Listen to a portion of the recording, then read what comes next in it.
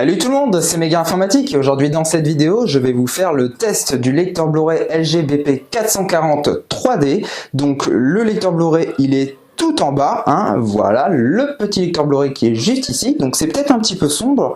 Et donc dans sa vidéo de déballage, j'avais dit il y a plusieurs mois, oui ça fait déjà plusieurs mois que j'ai fait sa vidéo de déballage. Ça passe vite. J'avais dit que je ne pourrais faire le test que quand j'aurais des Blu-ray. Ça paraît un petit peu con, mais à l'époque j'en avais pas et j'allais pas faire le test avec un DVD. Hein. Le but c'est de savoir s'il est capable de lire un Blu-ray, hein, puisque le film qu'il y a dans un Blu-ray est beaucoup plus lourd qu'un film qu'il y a dans un DVD. Donc si jamais il est capable de lire un Blu-ray sans aucun problème, un DVD il le lit les doigts dans le nez. Donc pour cela j'ai reçu ce petit coffret, hein, voilà, si tu veux faire la mise au point. Voilà.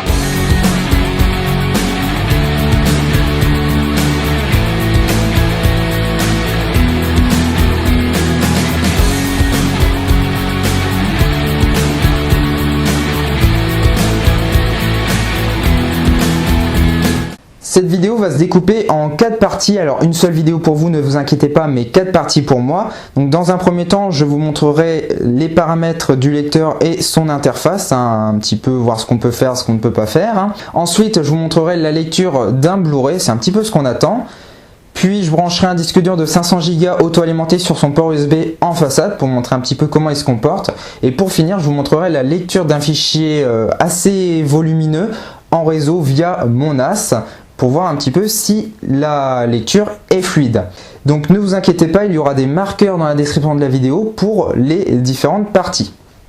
On commence avec l'interface, donc tout à gauche vous avez le Smart Share. Alors qu'est-ce que c'est? Pour faire simple, c'est un navigateur de fichiers, vous allez pouvoir aller rechercher des films, des photos ou de la musique, soit via le port USB qui se trouve en façade avec une clé USB ou un disque dur externe, soit par l'intermédiaire d'un CD, d'un DVD ou d'un Blu-ray, soit via un périphérique réseau, et vous avez le petit exemple ici, mon petit NAS Synology qui est connecté.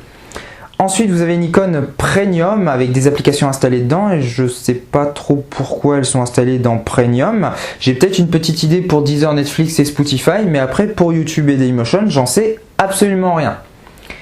Le LG Smart World, c'est écrit en haut ce que ça fait, c'est tout simplement le Play Store pour les appareils LG. Si jamais vous avez un smartphone Android LG, vous l'avez, le LG Smart World. Vous l'avez probablement jamais utilisé comme moi, mais c'est pas grave, il est là. Donc vous voyez que j'ai quelques applications d'installer en bas. Ensuite on va aller dans mes applications parce que j'ai un truc à vous montrer.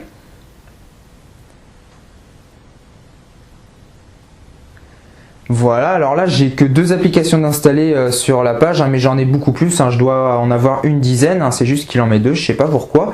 Mais ce qui est le plus intéressant, c'est en bas à gauche, je vais zoomer un petit peu histoire que vous y voyez mieux. Voilà, il y a utilisation 5 mégas en bleu sur 95. Alors le lecteur Blu-ray a une mémoire interne, hein, bon, elle n'est pas que de 95 mégas, elle est beaucoup plus grande, mais elle est partagée entre le firmware interne et la mémoire de stockage pour les applications pour l'utilisateur. Et vous voyez que j'utilise seulement 5 mégas sur 95 et je dois avoir une dizaine d'applications installées, comme je vous ai dit tout à l'heure. Donc les applications sont optimisées vraiment pour la faible quantité de mémoire, ce qui est une bonne chose. Et ensuite on passe à l'icône paramètres.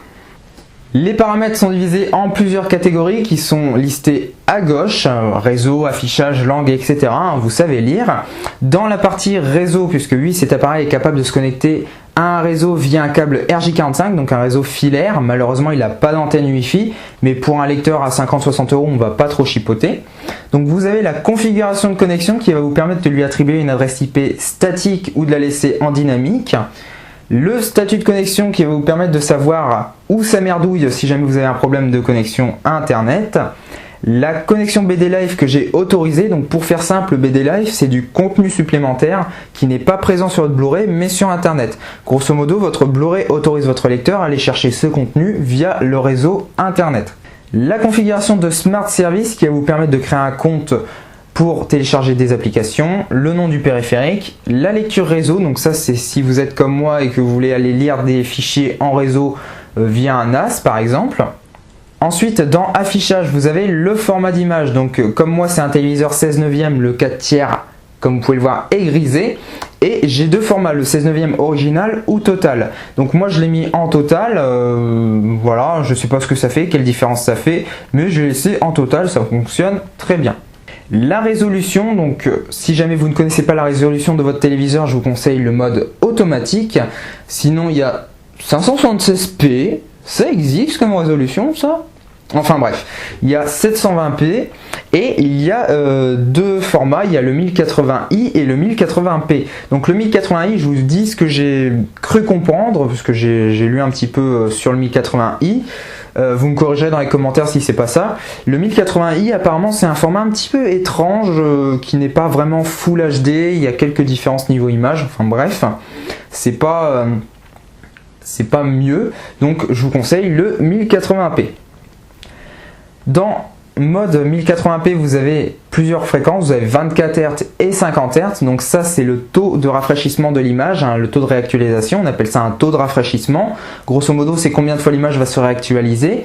Donc vous avez 24 Hz et 50 Hz, alors généralement en France, les téléviseurs oscillent entre 50 et 60, donc je vous conseille de mettre 50 Hz, mais vous pouvez sans aucun problème mettre 24, hein, ça ne va pas cramer votre téléviseur, hein, ça va juste faire que l'image va être moins fluide. Le réglage couleur HDMI, donc par défaut il est sur RGB. RGB c'est de l'anglais, ça veut dire Red, Green et Blue, donc rouge, vert et bleu. Et vous avez le réglage YCBCR. Donc le YCBCR, en gros, ça offre plus de couleurs, plus de nuances de couleurs que le RGB. Le mode 3D qui est grisé puisque mon téléviseur n'est pas compatible 3D. Ensuite, dans langue, vous avez affichage menu, donc ça, s'il n'est pas en français, je vous garantis que vous allez très vite vous en rendre compte. Mais ce qui est important, c'est le menu disque qui n'est pas par défaut en français, mais en anglais. Et moi, je me suis fait avoir, c'est-à-dire que quand j'ai mis mon Blu-ray, le menu était en anglais. Je me dis, merde, pourtant je l'ai acheté, c'est un Blu-ray français. Mais je me dis bon, ça doit être un réglage dans le lecteur, hein, et en fin de compte, c'était bien un réglage dans le lecteur, donc faites bien attention à ça. Et ensuite vous avez audio et sous-titres. Donc audio je l'ai mis en français et sous-titres j'ai mis en arrêt. Alors ça vous allez peut-être me dire ouais mais l'audio tu peux le régler dans le menu du disque et les sous-titres aussi. Les mettre comme ça sera vos réglages par défaut. Donc c'est toujours mieux de pouvoir mettre un Blu-ray et vos réglages par défaut sont déjà mis, vous pouvez lancer le film, que de retripatouiller dans les menus après. Dans audio, vous avez sortie numérique, donc moi je l'ai laissé en automatique mais j'aurais pu le mettre en PCM. Mais quand il sera connecté à mon home cinéma, je mettrai recodage DTS puisque le home cinéma comprend le DTS, hein, et heureusement. Et donc quand j'aurai connecté mon lecteur Blu-ray à mon home cinéma, je mettrai en recodage DTS. Dans échantillonnage, je vous conseille de mettre le taux d'échantillonnage le plus haut, donc 192 kHz. Pourquoi? Et bien tout simplement parce que plus vous avez d'échantillons, plus la qualité sonore sera bonne. Par contre, si jamais vous avez sur certains DVD ou certains Blu-ray un son un petit peu étrange, un petit peu distordu, je vous conseille de baisser à 96 ou à 48 si ça suffit pas. Mais grosso modo, 192 kHz c'est le meilleur réglage. J'ai jamais eu de problème hein, pour l'instant, pourtant j'ai regardé pas mal de DVD et pas mal de Blu-ray, donc voilà. Ensuite, le DCR. Donc, qu'est-ce que c'est le DCR? C'est un paramètre qui va empêcher le son de votre téléviseur ou du home cinéma, hein, si jamais vous l'avez raccordé sur le home cinéma, l'augmentation brusque en fait. C'est-à-dire, vous avez par exemple dans votre film une scène toute calme, tout ça, et d'un seul coup, vous avez une grosse scène d'action, ça passe sur une grande scène d'action, des explosions, des tirs partout. Bah, en fait, ce paramètre-là va éviter que votre son augmente de façon trop brutale. Tout simplement. Donc moi je l'ai mis en automatique, mais je vous conseille de le mettre sur marche si jamais vous êtes comme moi et que vous aimez bien regarder vos films et que vous avez du monde qui dort à côté ou des voisins, vous êtes en appart. Mais si jamais vous en avez rien à foutre de vos voisins, vous pouvez le mettre sur arrêt. Ensuite, dans verrou, vous avez le mot de passe qu'il faudra absolument mettre si jamais vous voulez changer l'indicatif régional, que je vous conseille de changer. Et vous avez le contrôle parental DVD et Blu-ray. Donc le contrôle parental, c'est si par exemple vous avez des enfants et que vous voulez pas qu'ils regardent des DVD Saw par exemple, vous voulez pas qu'ils regardent Saw, donc vous mettez un contrôle parental sur un DVD ou sur un Blu-ray. Par contre, changer un Blu-ray parce que 255 ans, faut être vraiment badass hein, pour arriver jusque là. Hein. Ça m'a fait un petit peu rigoler qui est cet âge-là. Ils ont prévu vraiment très large. Et l'indicatif régional que je vous conseille de changer. Et dans Autres, vous avez DivX VOD qui va vous permettre de certifier le téléchargement de contenu DivX, le démarrage rapide qui fait vraiment démarrer plus rapidement le lecteur Blu-ray, l'extinction automatique qui coupe le lecteur après 20 minutes d'inactivité. Je triche un peu, c'est marqué juste en bas.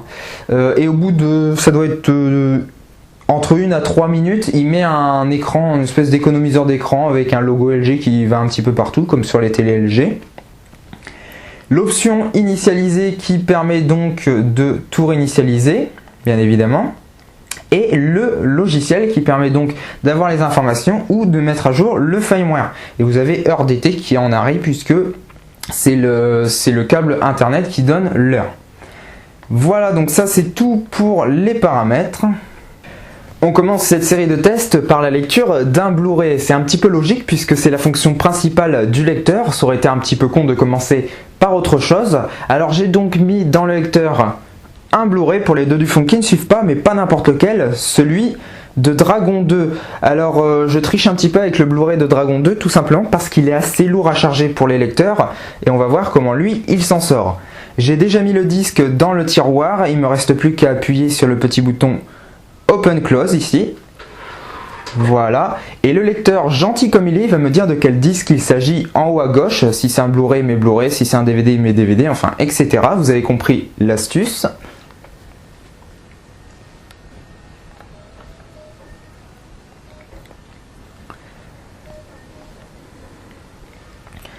On a le petit 20H Century Fox pour nous faire patienter. C'est gentil tout ça. Et à partir de là, il va charger le contenu du Blu-ray. Donc vous l'entendez peut-être gratter.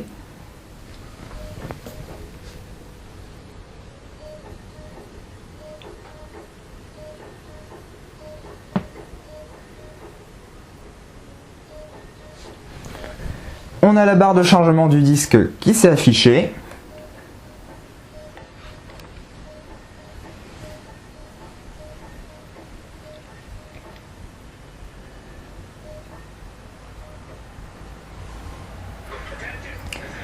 Voilà, une petite pub pour le film d'animation Les Pingouins de Madagascar. Très bon film d'animation d'ailleurs.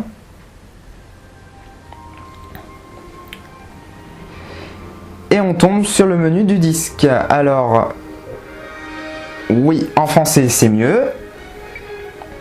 Alors qu'est-ce qu'on va faire? Je vais vous montrer un chapitre. Pour ceux qui n'ont pas vu le film et qui veulent le voir, je vais pas trop spoiler, je vais mettre le 3, oui c'est bien le 3. C'est le chapitre qui est présent dans le trailer. Alors comme il y a le copyright, d'ailleurs ils me le foutent dans la gueule juste là, je filme pas mon écran pile en face, il y a des bords noirs etc. Et le son est pas très fort, parce que sinon YouTube est capable de me refuser la vidéo. Ah YouTube. Donc je sais pas ce que vous avez vous, mais au niveau qualité, déjà je vous conseille de vous mettre en 1080p et en plein écran. Mais moi au niveau de la qualité d'image, c'est vraiment nickel, il n'y a pas de grain, pas de bruit sur l'image. Après, comme je filme l'écran de mon téléviseur et qu'il y a la post-production avec les logiciels de montage et la conversion YouTube, je pense que la qualité ne sera pas la même. Vous êtes obligé de vous fier à ma voix. Une fois que le Blu-ray est chargé, vous pouvez faire une avance rapide dedans, reprendre, et vous voyez que c'est quasi instantané, il n'y a pratiquement aucune latence, ça met moins d'une seconde à arriver. Certains lecteurs ont des latences, c'est-à-dire qu'après avoir mis pause, il saccade, il saute des images, etc. Puis après ça part en lecture fluide. Lui non, il reprend la lecture fluide.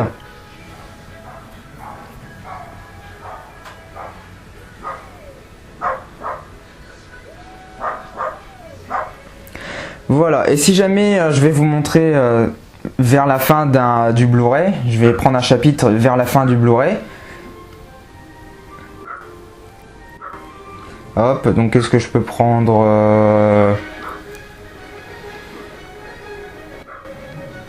ouais, ce chapitre, le chapitre 25. Donc vous voyez, c'est quasiment à la fin du Blu-ray. Et il met quasiment moins de 3 secondes à le charger. Donc vous voyez que c'est très très rapide. Il met un petit peu de temps à charger au début, puis après il charge très rapidement le contenu. Donc là je vais stopper puisque bon, il y a une petite révélation. Vous voyez ce que je veux dire? Pour le second test, on va lire un film contenu dans un disque dur de 500 Go auto-alimenté. Donc le disque dur, le voici. C'est un disque dur en USB 3, ça se voit d'ailleurs au connecteur bleu, juste ici. Malheureusement, le port USB qu'il y a en façade, c'est un port USB 2.0. Donc ça, c'est pas trop grave, hein, c'est juste que la vitesse de transfert va être bridée à celle de l'USB 2.0. Ce qui est largement suffisant pour regarder un film. Hop, donc là, on va se mettre sur film. Et on tombe sur le Smart Share. Et il y a quelque chose d'important avant de commencer. Vous voyez ces onglets là-haut, film, photo et musique. Bah, si vous n'êtes pas sur le bon onglet, vous ne pourrez pas lire un film. Regardez ce qui va se passer. Je vais passer sur photo. Regardez le film qui est juste là. Hop, il a disparu. Je reviens sur film. Il réapparaît. Donc ça, en fait, c'est des onglets de recherche rapide. Ce qu'il fait le lecteur Blu-ray, c'est qu'il va scanner, quand vous êtes dans l'onglet film, toutes les extensions qu'il est capable de lire dans la catégorie film. Si vous mettez sur photo, il va scanner toutes les extensions qu'il est capable de lire dans la catégorie photo. Et si vous mettez sur musique, il va scanner toutes les extensions qu'il va être capable de lire dans la catégorie musique. Donc il va falloir faire attention juste en haut. Deuxième chose, sur le Smart Share, vous pouvez changer de support de stockage sans revenir au menu principal. Donc pour ça, vous allez juste là. Hop, je vais vous montrer. Vous appuyez sur OK et là vous avez toute la liste, hein, donc disque, USB, MTP et les appareils réseau. Donc là mon petit NAS Synology. Voilà. Sinon on va lancer le film. Donc c'est Dragon 2, hein, c'est le même que le Blu-ray. Mais normalement avec un USB il n'y a pas de problème. Hein. Voilà. Donc je vous le rappelle, si ce n'est pas déjà fait, mettez-vous en 1080p et en plein écran. Au niveau du rendu, de la qualité, c'est plutôt net. Après, ça dépend du fichier que vous mettez dans le disque dur ou dans la clé USB. Si vous mettez un DVD RIP tout pourri, vous aurez une qualité merdique. Donc là, je vais juste avancer à fond. Hein. Je vais mettre l'avancement vraiment à fond. Hop, vous allez voir, je vais appuyer sur Play. Top. Voilà, donc il y a une petite latence, mais ça passe relativement assez rapidement et sans aucun problème. Donc là, vous voyez, c'est plutôt fluide, il n'y a pas de souci. Maintenant, ce qu'on va faire, c'est on va lire un fichier assez volumineux, hein, le même film, hein, je ne vais pas changer, via le NAS. Alors vous allez peut-être vous dire, ouais, mais si tu as un réseau relativement rapide, tout ça, c'est de la triche. Alors, sachez que la box internet n'est pas ici, hein, c'est-à-dire elle n'est pas là où j'ai ma télé, elle est plus loin. Donc pour récupérer le signal, puisque c'est un appareil qui se connecte uniquement par câble, j'ai un routeur qui récupère le signal Wi-Fi et qui le rebascule en signal Ethernet, en câble Ethernet. Donc il doit passer par plusieurs appareils avant d'arriver le flux multimédia. Donc on va voir un petit peu ce que ça donne. Troisième test, je vais faire un 2 en 1, comme la lessive. Je vais tester l'application qui permet de contrôler le lecteur Blu-ray, là en l'occurrence sur Android, et je vais lire un film via le réseau au moyen de mon petit NAS Synology qui se trouve juste ici. Hop. Donc là je navigue ici sur la tablette, voilà, toc. Alors au niveau du film, j'ai pris exactement le même fichier et le même film, un Dragon 2, pour que vous ayez un point de comparaison. Donc je lance le film. Je vous rappelle que tout passe par le réseau. Et voilà. Donc au niveau de la qualité, après ça dépend du fichier que vous mettez sur le NAS, sur le disque dur externe ou votre clé USB. Mais pour moi la qualité est vraiment impeccable. Après, comme je vous ai dit précédemment, je filme l'écran de mon téléviseur et il y a eu la conversion YouTube, donc la qualité vidéo a peut-être été attaquée. Donc là, je vais faire une avance rapide hein, avec ce bouton-là.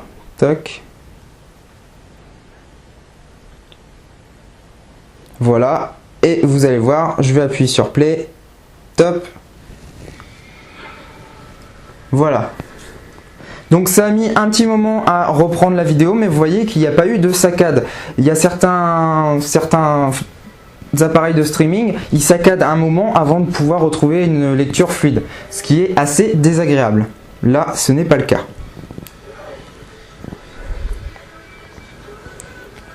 Voilà. Voilà, c'est tout pour cette vidéo. Vous êtes actuellement en train de regarder du contenu streamé depuis l'application YouTube Android vers l'application YouTube du lecteur Blu-ray. N'hésitez pas comme d'habitude à commenter la vidéo s'il y a des choses que vous n'avez pas comprises ou si jamais vous voulez plus ample information. N'hésitez pas à mettre un pouce bleu sur la vidéo, à la partager un maximum sur vos réseaux sociaux Facebook et Twitter. C'est le meilleur moyen de me faire connaître. Quant à moi, je vous dis ciao tout le monde. Peace!